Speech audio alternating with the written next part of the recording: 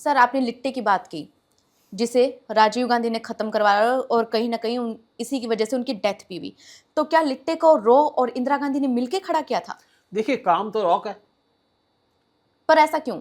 ऐसा ये है कि एक्चुअली जब 1971 का वार हुआ, जी। तो श्रीलंका पाकिस्तान को रिफीडिंग कर रहा था।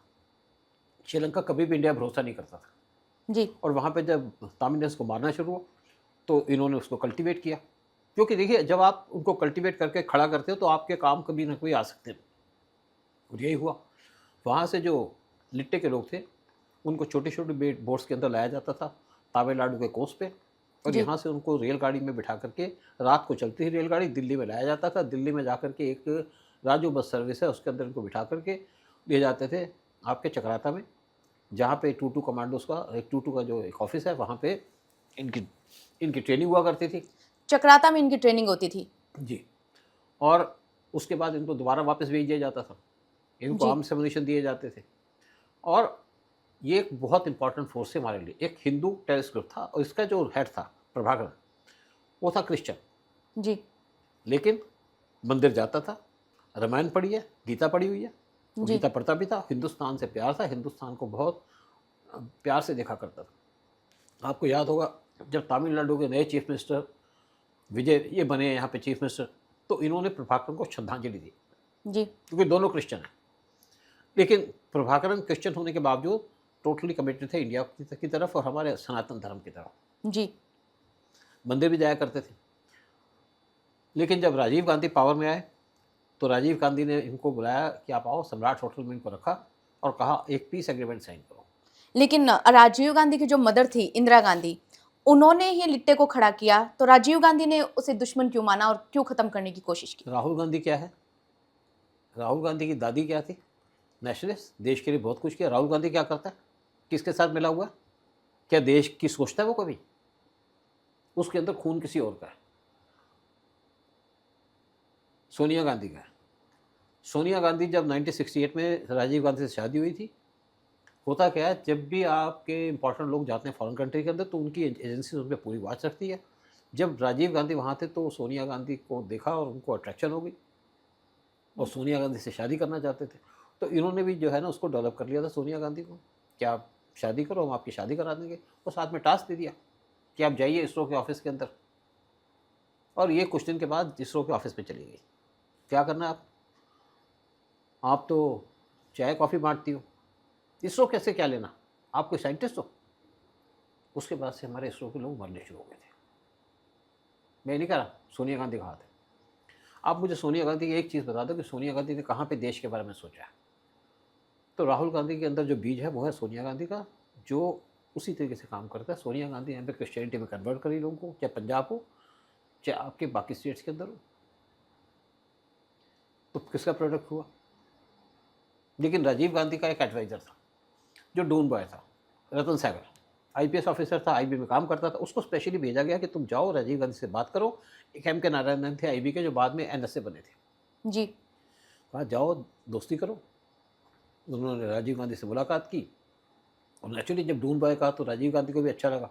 दोनों तो दून स्कूल से थे। हाँ, तो राजीव गांधी के साथ वो फॉरेन के ट्रिप्स में जाया करते थे, वहाँ जाके कान भरा करते थे। जी। क्योंकि आईबी के लोगों को बहुत सी नफरत है रॉ से, स्पेशली कुछ लोगों को, मैं सबकी बात नहीं कर रहा। मतलब ये भी इंटरनल पॉलिटिक्स चलती है। पॉलिटिक्स इसलिए कि यहाँ पे रॉ ने बहुत कुछ अचीव कर लिया, जी। और एम के नारायण अपने आप को समझते थे मैं 30 मार खाऊं, हम्म। किया तो कुछ नहीं। ओके। एनएसए बन के भी राजीव गांधी का मर्डर हो गया, वो तो कुछ नहीं कर पाए। जी। तो नारायण काओ ने जो अचीवमेंट किया, उसके साथ तो उनका मुकाबला नहीं था, लेकिन नारायण काओ का मुकाबला करना चाहते थे, और उन्हीं वही हमेशा कान भरा करते थे राजीव गांधी के। तो प्रभाकर को इन्होंने सम्राट होटल में रखा और कहा भाई आप ये एग्रीमेंट साइन करो, पीस एग्रीमेंट साइन करो, क्योंकि एलटीटी को रॉ ने खड़ा किया था। जी। और एक दूसरी बात बता दूं, जब रॉ के ऑपरेशन एक्सपोज हो गया, तो रॉ ने अंडमान निकोबार आइलैंड पे इनको ट्रेनिंग देनी शुरू कर दी, वो भी पीएलए के द्वारा। यासर अराफात की जो ऑर्गेनाइजेशन थी, वो इनको ट्रेनिंग दिया करते थे। फिलिस्तीन। पैलेस्टीन। यासर पीएलए। पीएलओ हो गया यासर अराफात का, जी। क्योंकि उनकी इंदिरा गांधी से बहुत ज़्यादा क्लोजनेस थी। और वो लिट्टे को ट्रेनिंग दिया करते थे। उनके लोग लिट्टे को ट्रेनिंग दिया करते थे, यानी कि हमने काम को शिफ्ट कर दिया, और वो जी। भी अंडमान निकोबार आइलैंड पे। और बाद में अपनी इन्होंने इनकम भी जनरेट करनी शुरू कर दी थी। कुछ इनके चिप्स हैं जो फॉरेन के अंदर बिका करते थे, मोबाइल के चिप्स जो होते थे, जी। आर्म्स आते थे इनके पास। लेकिन राजीव गांधी ने जब इनसे जब से साइन करा लिए तो ये वापस चले गए, अदरवाइज उनको 10 दिन तक शायद रखा होगा सम्राट होटल के अंदर प्रभाकरन को। प्रभाकरन को। जब वापस चले गए तो इन्होंने वहाँ पे कमांडो भेज दिए, जी। और जब हमारे एयर कमांडो गए तो एक तरफ एलटीटी और एक तरफ आपकी श्रीलंकन फोर्स। नेवी गोलियां बचानी शुरू कर दी। और हमारे ज़्यादातर जो थे सोल्जर थे, मुझे नहीं पता कि 1000 होंगे, 1500 होंगे, 2000 होंगे, वो हवा में मारे गए। और ज़्यादातर जो भेजे गए वो सिख भेजे गए, क्योंकि राजीव गांधी सिखों से नफरत करते थे अपनी जी। माँ के मर्डर की वजह से। और जब सारा कुछ फेल हो गया तो आपको याद होगा राजीव गांधी एक बार गए थे श्रीलंका के अंदर, तो एक श्रीलंकन आर्मी के एक जो था, उनको जो गार्ड ऑफ ऑनर दे रहा था, उसने बट से इनके सिर पे अटैक किया था, हमला किया था। इतने नफरत करते थे आपके श्रीलंका के लोग राजीव गांधी से। हाँ, अगर उसके बाद किसी ने भी हमारी गवर्नमेंट के अंदर, चाहे राजीव गांधी के बाद कोई भी आया, किसी ने कुछ नहीं किया लिट्टे के लिए या उनसे यूज़ किया हो, क्योंकि इंटेलिजेंस एजेंसीज यूज़ तभी कर पाएंगी जब आपकी गवर्नमेंट आपको परमिशन देगी। सपोर्ट करेगी। वो गवर्नमेंट सपोर्ट नहीं करती थी। उसके बाद प्रभाकरन बहुत उदास भी थे, जी। और जब वाजपेयी का टाइम आया हम्म। तो वाजपेयी ने इसके टाइम पे रॉ को डायरेक्शन दी गई कि जो उनकी लिस्टिंग पोस्ट हैं, हम उनको सुना करते थे, उनकी बातचीत को वो शिफ्ट कर दो आपके एलटीटी की तरफ, और सारी की सारी इन्फॉर्मेशन पास करते थे हम श्रीलंकन आर्मी को, श्रीलंकन गवर्नमेंट को।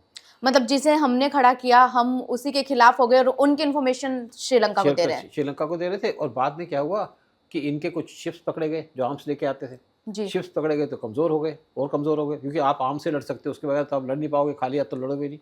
और अल्टीमेटली उसके बाद 2009 में प्रभाकरन की डेथ हो गई। 12 साल का उसका लड़का था, उसकी भी डेथ हो गई।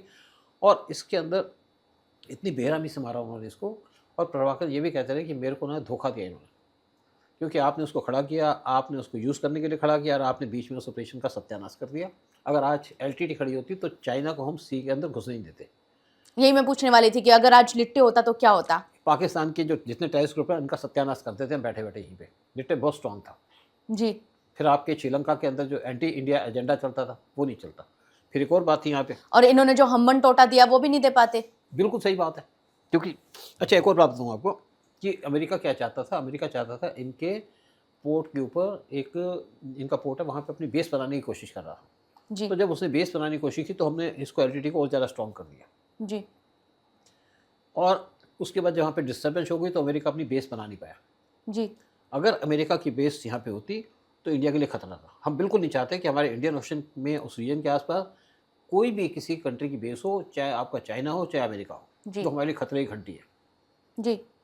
अमेरिका के बारे में शायद काओ को ही पता था, बाकियों को पता था कि हमारा दोस्त तो है नहीं। जी। तो लिट्टे हमारे लिए बड़ा यूज़फुल होती, लेकिन हमने उसी को बर्बाद कर दिया। और सब बर्बाद किसने किया? जिसने उसको रेस किया उसी के बेटे ने उसको बर्बाद किया। और 1991 में जब ये मद्रास में गए थे, जी। साउथ में गए थे राजीव गांधी, तो सामने से एक लड़की आई, वेरी ब्लैक, काली थी बिल्कुल, लेकिन बड़ी अट्रैक्टिव थी। जी। और अट्रैक्टिव इसलिए भी थी कि पूरी सच के आई थी। साथ में उसने अपने बालों पे 3 कलर के फूल लगाए थे, जी। ट्राई कलर, साड़ी भी ट्राई कलर पहनी हुई थी, और सबकी नज़र उसके ऊपर थी। मैंने उसकी फ़ोटो देखी है बाई चांस, लेकिन मुझे नहीं पता था ऐसा होगा, तो मैं फ़ोटो वहीं से ले आता, मेरे ड्रॉर में पड़ी हुई थी, कैमरे से खींची हुई। तो जैसे राजीव आई तो राजीव गांधी की सिक्योरिटी ने उसको मना कर दिया, लेकिन राजीव गांधी ने कहा इसको आने दो। और जैसे राजीव गांधी के पास आई, झुकी और राजीव गांधी के पैर को टच किया, बम ब्लास्ट हो गया, राजीव गांधी के टुकड़े हो गए, चिथड़े निकल गए उसके, और वो भी मर गई। तो इस तरह से मतलब कहीं ना कहीं लिट्टे ने अपना बदला भी लिया। बदला भी लिया। ये भी है कि बात, तुमने हमारे प्राइम मिनिस्टर को मारा तो कोई उसके साथ सिंपैथी भी नहीं थी, शायद प्रभाकरन की गलती भी थी, लेकिन करे भी क्या? जी। आप उसके लोगों को मरवा रहे हो, उनके लोगों को के बारे में इंफॉर्मेशन दे रहे हो। तो राजीव गांधी नाकाम प्राइम मिनिस्टर था। जी। सिर्फ अपनी फैमिली या जैसे इनकी सोनिया गांधी के रिश्तेदार है, उनको लक्षद्वीप आइलैंड के अंदर ले गया एयरक्राफ्ट कैरियर लेकर के, जी। मजे करने के लिए। आप अपनी सिक्योरिटी भी लूज़ कर रहे हो, अपनी इन्फॉर्मेशन को भी लूज़ कर रहे हो, और आप फॉरेन के लोगों को अपने एयरक्राफ्ट कैरियर में सवारी दे रहे हो। ठीक है सर, अगला सवाल मैं आपसे ये पूछना चाहूँगी कि किस विदेशी खुफिया एजेंसी ने रो को सबसे कड़ी टक्कर दी है? देखिए, हमारा टक्कर तो वो देगा जो हमारा दुश्मन होगा। जी। तो हमारा तो सिर्फ IS ही दुश्मन है, और आईएसए से ज़्यादा जो हमें अंदर से उसको सपोर्ट करने वाले मैंने हैं, जो आईएसए को सपोर्ट करते थे। आपको एक भी याद होगा, अभी कुछ हमारे लोगों ने कहा था कि पीएम मोदी से कि आप पाकिस्तान से बात करो, इससे बड़ा दुश्मन का इंडिया का कोई नहीं होगा, जो हमारी कंट्री में टेररिस्ट एक्टिविटी कर रहा है। और उसको हम कहते हैं कि ये कहते हैं हमारे उनसे बात करो। हमारी पॉलिसी है कि पाकिस्तान टेररिज्म बंद करेगा तो ही हम उससे बात करेंगे। फिर किससे बात करें? क्या पाकिस्तान की आर्मी से बात करें? उनके आर्मी चीफ से बात करें? क्या उनके प्राइम मिनिस्टर शहबाज शरीफ से बात करें, जिनकी कोई वक़्त ही नहीं है? हाँ, नवाज शरीफ होते तो उनसे बात करते।